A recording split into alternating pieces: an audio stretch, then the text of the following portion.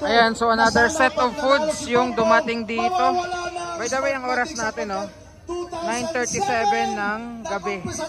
Ayan, kita nyo naman, tuloy-tuloy yung dating ng mga food packs dito. Ayan, ang dami. Kaya noong 2022, nung nanalo si Bongbong, akala namin! Ang nakikita nyo po ay mga volunteers and mga supporters po yan ni VP Sara at di Tatay Digong. Mga supporters po ng mga Duterte. Ayan, kita nyo tuloy-tuloy pa rin yung dating mga food packs. Mga kasama, dami. alam ko po marami pa ayan pa po. Ngayong gabi. Ang dami pa, sir. Ang dami pa daw po doon. Ayan, tingnan nyo po. Marami kayong viewers. And local government as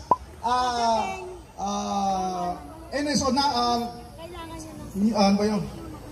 Kalimutan na. Registered kami as NSO. Grabe, tuloy-tuloy yung dating ng pagkain at mga inumin, Anyway, mula sa mga ang amin pong advocacy sa volunteers at supporters po ng mga Duterte. Grabe, ayan, na halalan. Sobrang daming Ang amin pong samahan nag-umapaw yung mga pagkain dito ngayong Tuesday night. At yung iba po, ayan, handang walang uwian po kasi ito. Noong 2018, tinayuan GC4SM pagkatapos ng Senate hearing tungkol sa electoral reforms na pinamumunuan noon ni Senator Coco Pimentel. Natatandaan ninyo pa yun noon, 2018? Natatandaan nyo ba yung na-flash sa TV na kinadibate ni James Jimenez ng Comelec? Grabe, non-stop yung dating ng mga pagkain dito.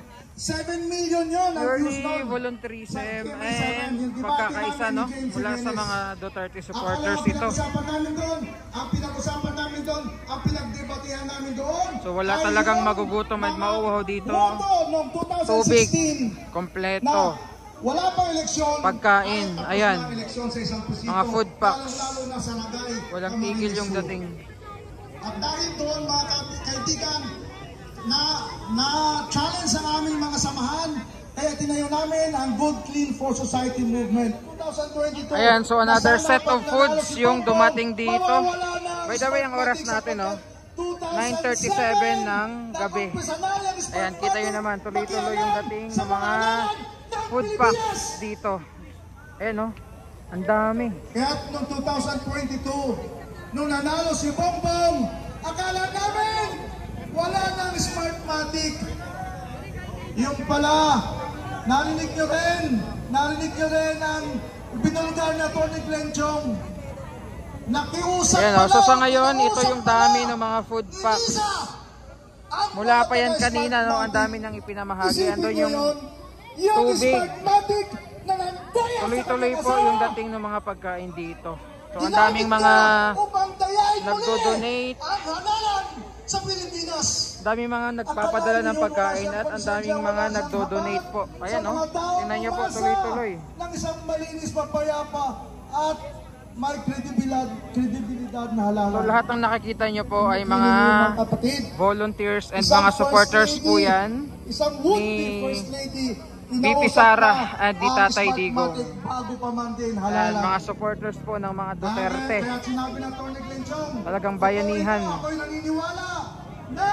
So ganun din yung ganap doon sa may veterans nung ilang gabi na nandun tayo, non-stop din yung dating ng mga pagkain and tubig para doon sa mga uma-attend. Sana, mga kapatid, tanggapin natin ang korupsyon. Dito naman tayo, makinig muna tayo. Okay, so yun, panawagan ko mga kapatid, ganyan din ang panawagan ko noon. Marami nagsasabi, kung kami ay nasa Pilipinas, andyan din kami, makikisa kami sa pagkakaisa ng taong bayan, sa pagkakaisa laban sa katiwalian.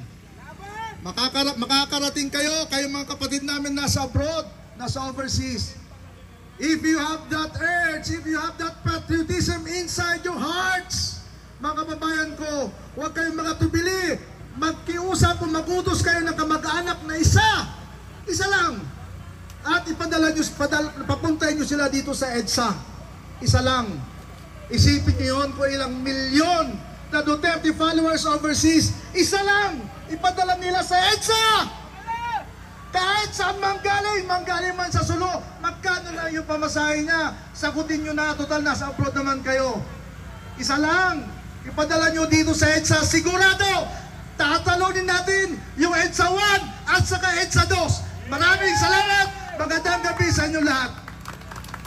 Sa isang pribadong lugar. Kasi yan ang sinabi ng PNP, private area ito, kaya hindi kayo maituturing ng mga rallyista. Go ahead, ma'am. Kaya nga po, isang magandang gabi po para sa ating pong mga kababayan at sambayan ng Pilipino. Naririto po kami. Opo, ito ho ay pribadong lugar, pero siguro naman ho nakita nyo na open ho, na pinagamit ho ang ating shrine. Dahil wala naman ho kaming ibang hangad kung hindi maayos ho ang ating Pilipinas. Lalong-lalo na ho si BP Sara. Yun ho ang hangad natin. Kaya ho, nagdadasal ho muna kami para ho hindi na mapayapaan at maging maayos ho. Na sana ho ay magising na ang administrasyon nito. Yun lang po, wala pong iba. Apo. Ma'am, pagdating sa usapang permit, may permit po ba tayo para magtungo rito? Yun po ay hindi ho, wala ho itong paglulunsad na ito ay wala pong permit. Kasi this is a people's, kumbaga karapatang pangtao ito. Karapatang pangtao ito. Parang Rizal Park, karapatang pangtao ito. Kaya kung saan gusto magtipon ng mga mamamayan at ng mga tao, siguro ho, basta hindi lang kriminal at hindi lang ho gagawa ng napaka marahas na kaganapan, wala naman ho sigurong masama. Okay. Yun lang ho ang amin. Okay, last for me, mama. Sinabi ng PNP, TPD na walang ipapatupad na dispersal, walang dispersal order from PNP chief. So, possible po ba hanggang kailan po ang kaganapan ito? Gaya nga po na sinabi ko, mula po ng kanina, wala po akong assurance o katiyakan kung hanggang kailan po tatagal ang aming panawagan nito sa sambayan ng Pilipino, sa ating mga kapwa, mga brad and sis. Laban ho ito ng Pilipinas.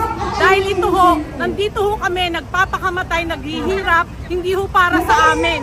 Para sa bayan ho ito, sa inyong lahat, sayo, sa atin pong lahat. Lalong-lalo na ho, para sa ating mga susunod na henerasyon.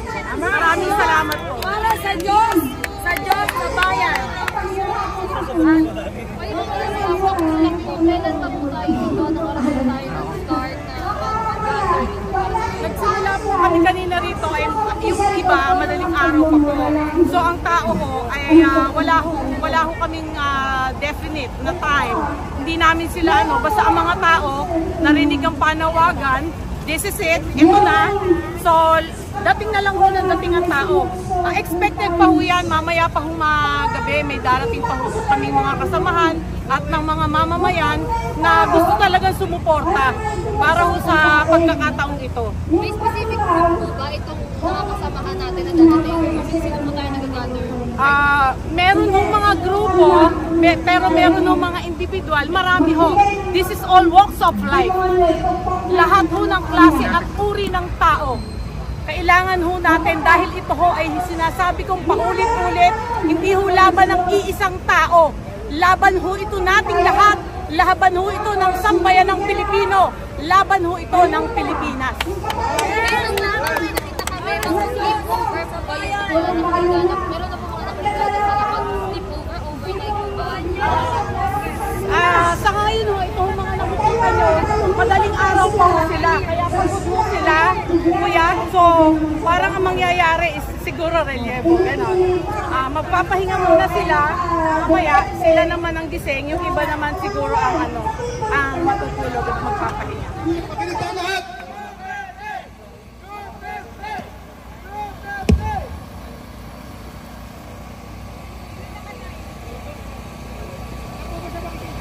Okay, steady tayo. Huwag tayong pana, huwag tayo alis.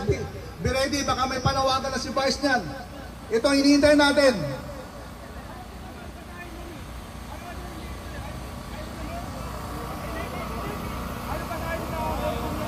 Mic na lang sa mic. Pwede sa mic. Tapat na lang sa mic. Matatapos na.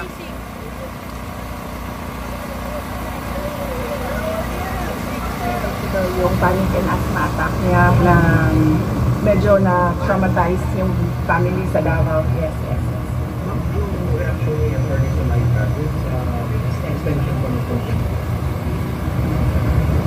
Ang sabi niya,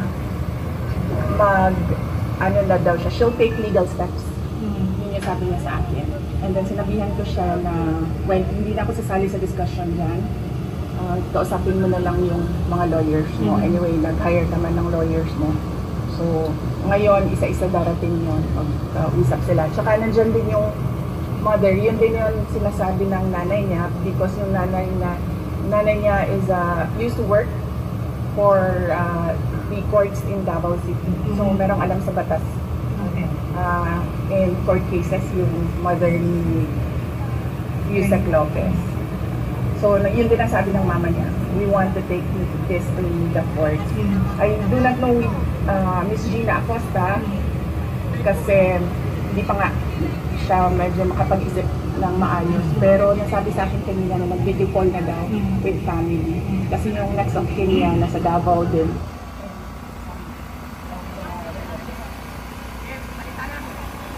Okay na? Okay, mukhang... sige. Okay. So may dumating na rin ngayong gabi na mga portalets dito. Ayan o. So tuloy-tuloy, hindi pa rin nawawala yung tao dito. Yung iba natutulog.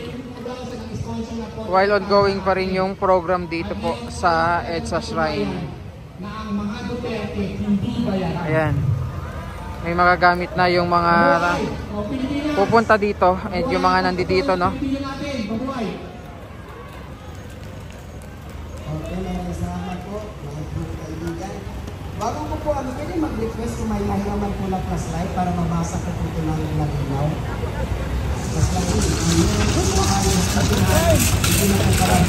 Kain ka dyan, sir, oh! Libre! Ang daming pagkain dyan, sir, oh! Kain ko kayo. May dumating na naman na pagkain. Yung iba kasi mapapaani sa sobrang dami. Non-stop. Mga kape ata ito, oh, tsaka biskwit.